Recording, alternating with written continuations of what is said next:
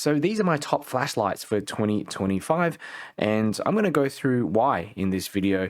And the main reason I've chosen these 5, because it's quite difficult. I've got lots of different flashlights, is because I tend to carry around or reach for these flashlights when I go out, and even for sort of longer trips as well. The SK05, for example, is pretty large, so you've got a 4,000 milliamp hour battery capacity. But yeah, for my particular purposes, I choose these ones. Some of you might be wondering, why don't you have a larger tactical flashlight or something more, with extra battery capacity, like one of those huge ones with two 21700 cells.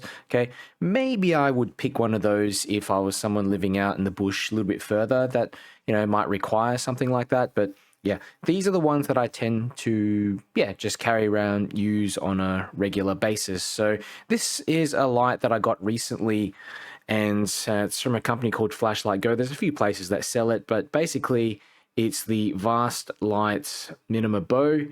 And as you can see, it is tiny. I mean, this thing just fits on the palm of your hand. And the crazy thing is that it has a throw of 750 meters. Okay, so there's like a low mode and there is a high mode. And, the novelty of this thing is that it, like I said, it's just ridiculously throwy for its size. You can see here, it's got a little key ring there that I put on. So I've just attached this to my keys, and I have that in my pocket constantly, and it's a great little thing to pull out every now and then, show your friends, or if you just want to spot something from a distance. I mean, this is, it's amazing. It's like the size of my thumb. It's my new favorite little gadget. Now, the only thing that probably could be an issue is the battery capacity. Okay, it's a 16340 battery capacity, so it's 850 milliamp hours. There is no flood mode on it as well, so it's a very long range throwy laser excited phosphor flashlight. Now, some of you might have one of those silicon head covers, diffusers that you can stick on. That might make it kind of useful in a sort of situation where you might need to use flood. But if you have something like this, you probably want to carry around a secondary floody flashlight. I just think this is really awesome. And to have such a long range thrower that just fits in your pocket, don't even know that it's there. So that's one. The second flashlight that I use or carry along with me pretty often is the Convoy S8. And this is a long time sort of favorite of mine. Pretty much anyone can get one of these. They're pretty cheap. They come with a whole different, bunch of emitters. And I love long range flashlights as well, because they produce a high candela. You can see things from a distance. The great thing as well is that most of these lights produce so much light that even though it produces a very long range beam, you're still going to be able to use it up close as well. So this, as you can see here, it's got a small LED there. It's the Osram W2, but you can get it in a few different emitters. This is another clip that I use, MH12 SE from my Nitecore MH12 SE. So it's just easy to clip along in my pocket, fairly inexpensive and really durable, does the job.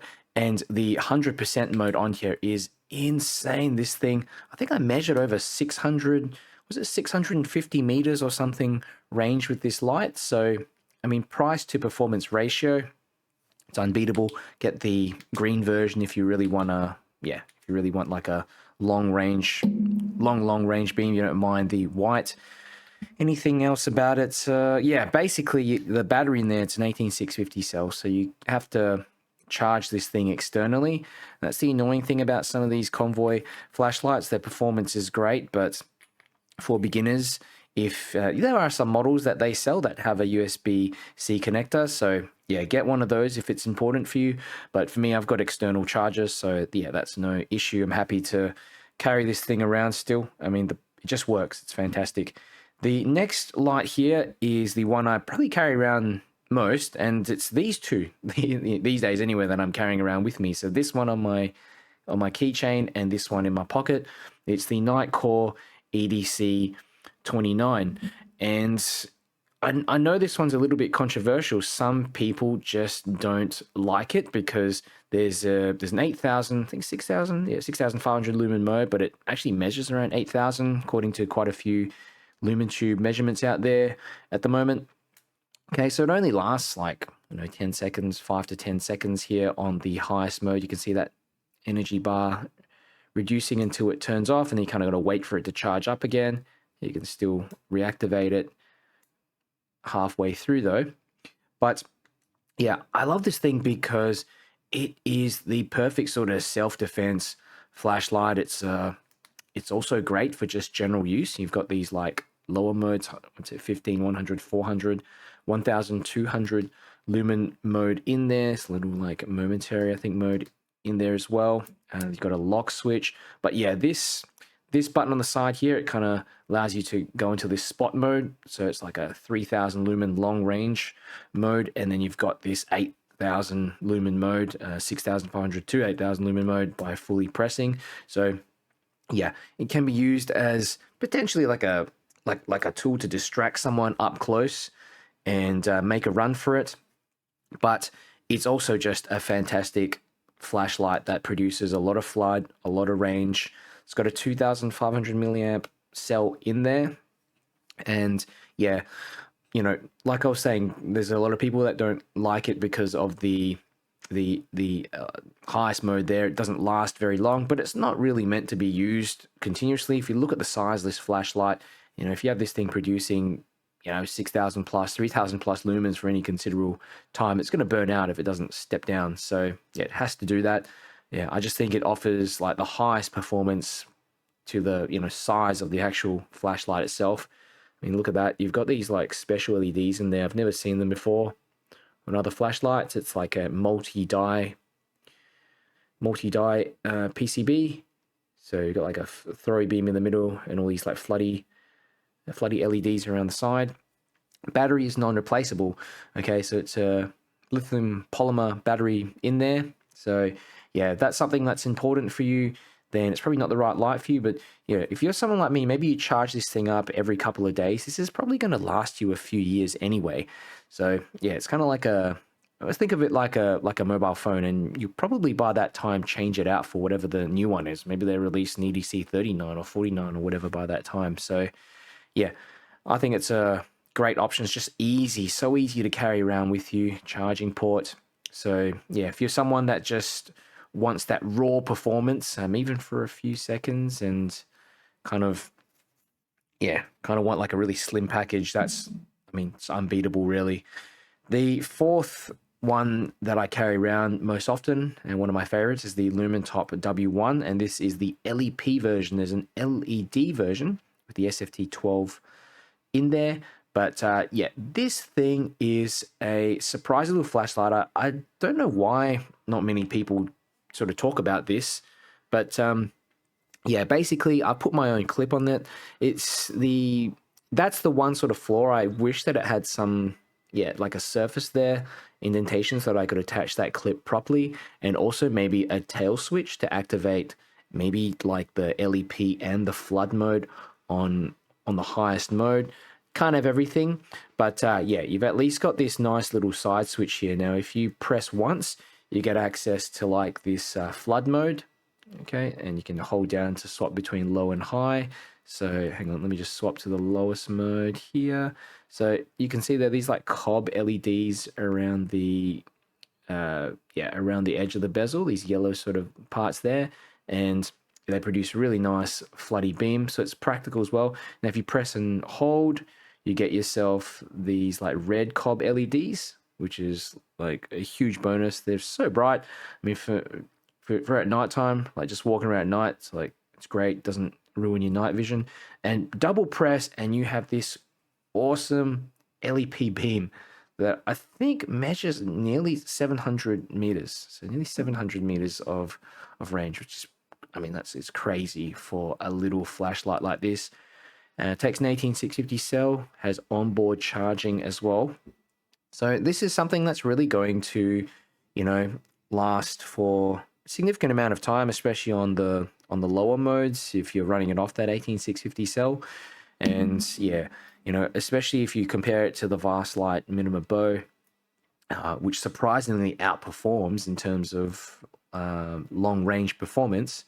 You're going to just get a lot more runtime and sustained output from the Lumen Top W1. But I mean, you just can't beat the size of the Minima Bow. That's why they've made it that small in the first place. So yeah, it's like a great all-in-one flashlight, and that's something I really look for when I carry something around with me.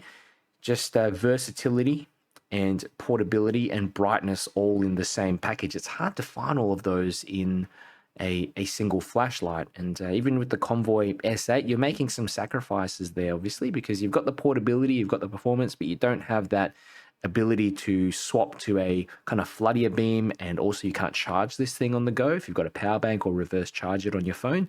Okay, but still, I think for a lot of people, this is an excellent EDC flashlight. And I'm just thinking if I've mentioned everything about this light. Yeah, I think that's pretty much it for the W1. Let's have a look at this last one here. Now, this one's really chunky. It's the Loop SK05 Pro, and look, it's something that I might carry around with me if I'm on longer trips, if I really need the extra battery capacity, but it just offers so much versatility. Okay, so check this out. You've got two 18650 cells in here that are swappable. So 4,000 milliamp hour cells. Okay, there's like a little latch there on the side. And look at this thing. It just does everything. You've got like, it's in the lock mode, but you've got like a flood mode here. Okay, and you've got a throwy mode. So it activates this second long range beam. I think I measured around 400 meters. I'll have to check. I've made a review on it already. And you've got these sort of side LEDs as well. So you can sort of switch between different ones, different colors. There's even just a normal work light mode in there as well here. So you can just sort of swap between. It's like a warm work light, a few different modes in there. I believe there's, there we go, like some emergency signaling modes that you can chuck in there as well. Okay.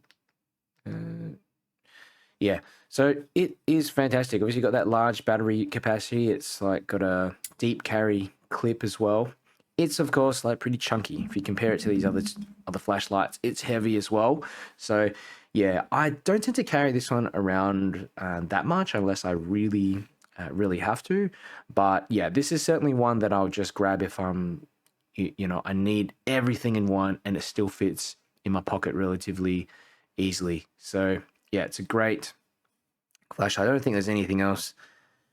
I need to mention about it. There is another model, the SK05, the non-pro model, which is quite similar. It just has reduced specs, and you can't change the batteries in there easily. You've got to unscrew it, but you can still change them. But yeah, the LEDs aren't as bright, but still fairly comparable.